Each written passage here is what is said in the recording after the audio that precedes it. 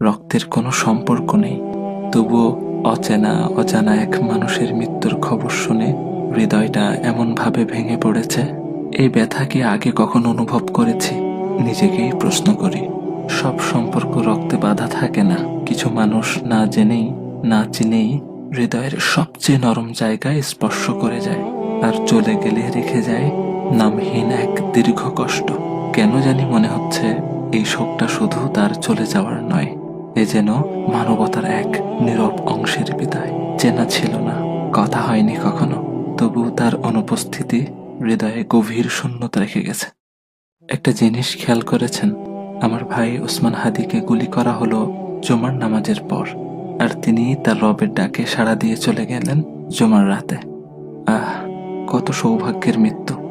আল্লাহ সুবহানাহু ওয়া তাআলা আমার ভাইকে শহীদ হিসেবে কবুল করুক, জান্নাতের উচ্চ মাকাম দান করুক, শোকাহত পরিবারকে ধৈর্য ধারণ করার তৌফিক দান করুক।